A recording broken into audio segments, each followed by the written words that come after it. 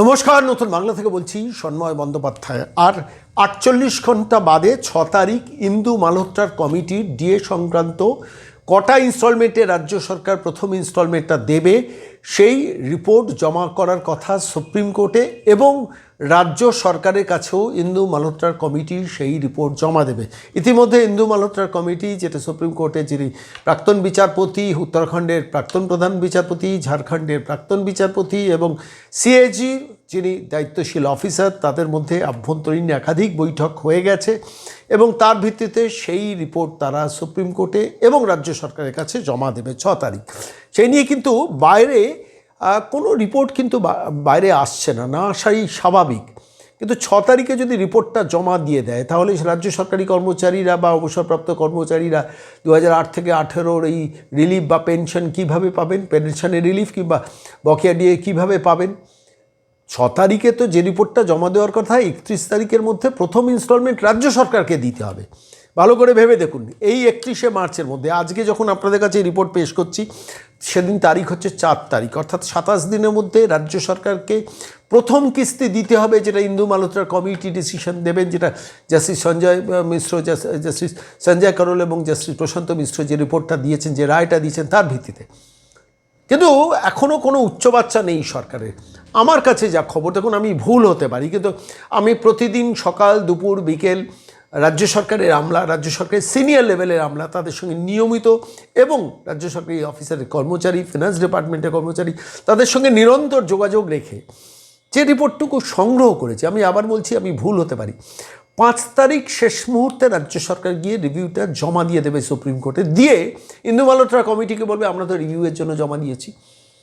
কত বড় খতরনাক শক্তি! যদি এটা ঘটে, আমি বলছি কোনো সরকারি কর্মচারী, কোনো অবসরপ্রাপ্ত কর্মচারী একটি ভোটও এই প্রতারক মহিলার সরকারকে দেওয়াটা উচিত নয়।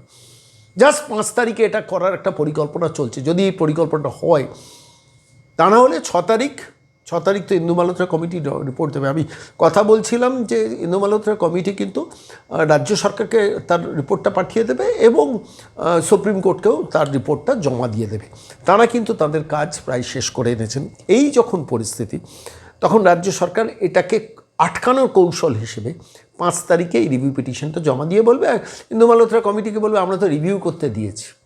এতদিন ধরে, প্রায় 1 মাস ধরে বসে থেকে এই বদমাইশি, শয়তানি, প্রতারক মহিলা গ্যাং, যারা নবান্নটা দখল করে বসে আছে একটি পরিবার, সেই গ্যাং এই কারবারটা করছে। চিনে রাখুন, আমরা বলছি যারা সরকারি কর্মচারী, যারা ওই মানুষ ভূঁইয়া কিংবা প্রতাপ নায়কদের বসংবদ সরকারি কর্মচারী ফেডারেশনের সঙ্গে যুক্ত আছেন, বা যারা এখনও তৃণমূল কংগ্রেসকে ভোট দেবেন বলে প্ল্যান করে টোরে আছেন, একটু ভাবুন।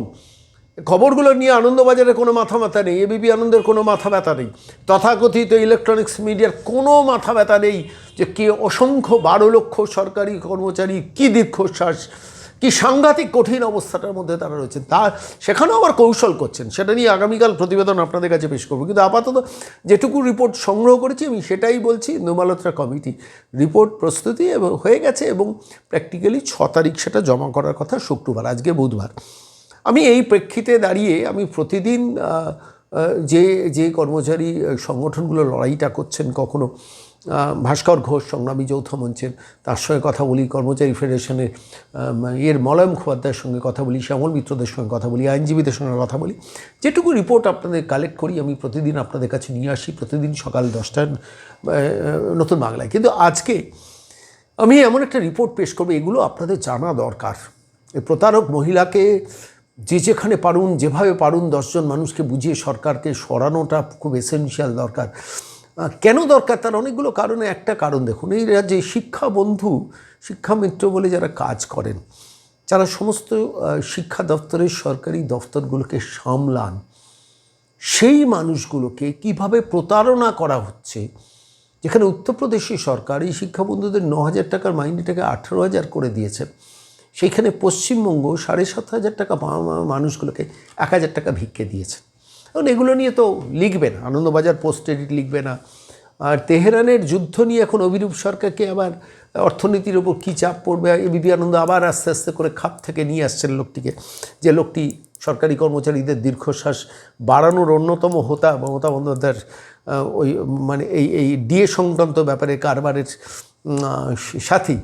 ফলত সেইখানে দাঁড়িয়ে যে কথা মেনস্ট্রিম মিডিয়া সংবাদ মাধ্যম বলে না, আমাদের প্রতিদিন আপনাদের যারা সরকারি বিভিন্ন সেক্টরে কাজ করেন অবশ্যই আমাদের কাছে 9830426078 9830426078 আপনাদের বঞ্চনার কথাগুলো জানাবেন। যেমন স্টেট ট্রান্সপোর্ট কর্পোরেশনের কর্মী বন্ধুরা আমাদের জানান, যেভাবে রাজ্য বিদ্যুৎ পর্ষদের কর্মীরা আমাদের জানান, যেভাবে অসংখ্য আইসিডিএস অঙ্গনওয়াড়ি কর্মী, প্যারা টিচার, আশাকর্মীরা জানান, ঠিক সেইভাবে সিভিক ভলেন্টিয়াররা জানান। সেইভাবেই আমরা শুনেছিলাম শিক্ষা বন্ধুদের কথা। ভাস্করবাবুকে আমি জিজ্ঞেস করেছিলাম, আচ্ছা শিক্ষা বন্ধুদের যে অভিযোগটা শুনছি 7,500 টাকা মাইনে দিয়ে 1,000 টাকা ভিক্ষে দেওয়া হয়েছে, খবরটা কি ঠিক?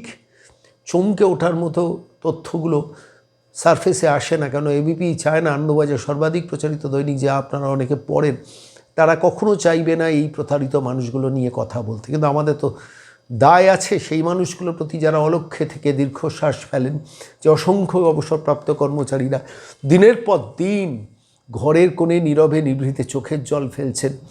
মাঝে মাঝে একটু চোখ রাখেন, যদি কোনো জায়গায় খবর হয় প্রতারক সরকার যদি তাদের সুপ্রিম কোর্টের রায়টা মানেন। সেই মানুষগুলোর কথাও যেমন বলি, এই শিক্ষা বন্ধুদের কথাটাও একটু আপনাদের শোনাবো, একটু মন দিয়ে শেষ পর্যন্ত শুনুন। আর পারলে ভালো লাগলে সমস্ত মানুষকে বোঝান বোঝান বোঝান, এই মহিলাকে তাড়ান। আর শুনুন ভাস্করবাবুর সঙ্গে আমি কি কথা বলেছি শিক্ষা বন্ধুদের নিয়ে, কি বলেছেন রিপোর্টটা, তার রিপোর্টটা শুনুন। এনারা মানে সমগ্র শিক্ষা মিশনের আওতায় নিযুক্ত হয়েছিলেন 2005-6 সালের সময়, এবং এনাদের তখনকার দিনে মানে যোগ্যতা মান ছিল গ্র্যাজুয়েট, অর্থাৎ একজন গ্র্যাজুয়েট মানে স্কেলে তাকে ঢোকানো হয়েছিল। গ্র্যাজুয়েট স্কেল বলবো না, মানে গ্র্যাজুয়েট যোগ্যতায়। এরপরে তাদের কাজটা হচ্ছে বিভিন্ন পঞ্চায়েতের মধ্যে যেসব স্কুলগুলো থাকে সেই স্কুলগুলোর শিক্ষার মানে বিষয়গুলোকে দেখভাল করা, মিড ডে মিলের বিষয়ে দেখভাল করা।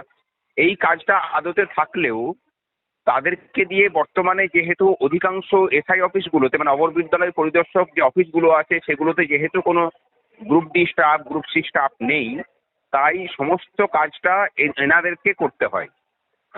অর্থাৎ এনাদের যে ভূমিকা, সেই ভূমিকার সাথে আরো প্রচুর কাজ শিক্ষা সংক্রান্ত সমস্ত কিছু, বুক ডিস্ট্রিবিউশন থেকে শুরু করে সমস্ত কিছু করতে হয় ওনাদেরকে। আর বেতন হচ্ছে 7,500 টাকা, মানে দীর্ঘ 10 বছর ধরে ছিল, কোনো বেতন বাড়ানো হয়নি। বহু প্রতিশ্রুতি তিনি দিয়েছিলেন বিরোধী নেত্রী থাকার সময়ে, সেটা তো কিছু মানাই হয়নি।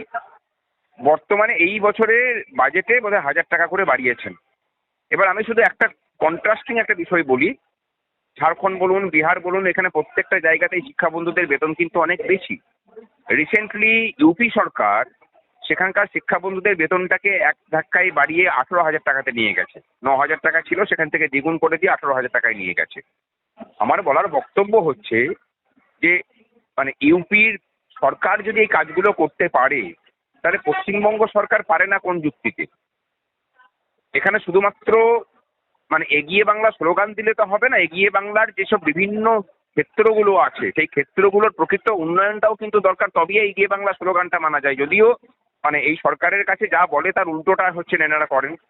রাজ্যের বাইরে বেরিয়ে গেলে এনারা যেসব নীতিবাক্য আওড়ান, রাজ্যের মধ্যে ঢুকলে পরে সেই সব নীতিবাক্যকে মানে নিজেদের পায়ের তলায় বুট দিয়ে মারিয়ে দেওয়ার কাজ প্রতি মুহূর্তে করেন। সেক্ষেত্রে হাওয়াই চুটির মানে ভার তখন অন্যরকম হয়ে যায়। তাদের জীবন দুর্বিষহ ভেবে দেখুন যে সেই সময়ে তার যারা গ্র্যাজুয়েট পাস করে গ্র্যাজুয়েট যোগ্যতায় যারা ঢুকেছিলেন এবং তখন অধিকাংশেরই রেজাল্ট খুব ভালো ছিল, তাদের লাইফগুলোকে শুধু শেষ করা নয়, তাদের বেঁচে থাকার অধিকারটুকু পর্যন্ত এই সরকার কেড়ে নিয়েছে। কাজ করানো হচ্ছে কিন্তু উপযুক্ত পারিশ্রমিক দেওয়া হচ্ছে না। আমি শুনেছি এমনও শিক্ষাবন্ধু আছেন যারা পোস্ট গ্রাজুয়েট অথচ 7,500 টাকা মাইনেতে কাজ করে যাচ্ছেন। হ্যাঁ, একদম বাস্তব শুনেছেন। এবং আপনি আমার কাছে গতকালকে একটা ফোন এসেছিল, আমি যখন মানে এই আন্দোলন থেকে বাড়ি থেকে ফিরছি রাত্রেবেলায়, তিনি রীতিমতো মানে আতঙ্কিত হয়ে সেই মানে কাঁদছেন আর কি। বলেছেন যে আমাকে আমাদের সমগ্র শিক্ষা মিশন থেকে জানানো হয়েছে বাস্তব যে আমাদের এই মাসের বেতনটা আমরা একটু লেট করে পাবো, কিন্তু পরের মাস থেকে আর বেতন আমাদের মানে রেগুলার ভাবে হবে না। বলছে যে যদি আপনি একটু প্রতিবাদ করেন যে বেতন যদি রেগুলার আমার সামান্য একটু বেতন পাই, 7,500 টাকা বেতন পাই, সেটা যদি মানে সময় মতো না পাই তাহলে সংসারটা চালাবো কি করে। মানে বিশ্বাস করুন, আমি তখন মানে ট্রেনে দাঁড়িয়েছিলাম, এত অসহায় লাগছিল নিজেকে যে ওই জায়গা থেকেই মনে হয় যে প্রত্যেক মুহূর্তে এই রাজ্যের মানুষের কাছে বলি যে দরকার, দয়া করে এই সরকারটাকে অন্তত পাল্টান, আর যা হবে হবে। আপনাদের যে ব্যক্তি স্বার্থই এই সরকারটা পূরণ করে থাকুক না কেন, সামগ্রিকতার স্বার্থেই সরকারটাকে বদলানো প্রয়োজন, তাহলে রাজ্যটা বাঁচবে না। ঠিক ঠিক।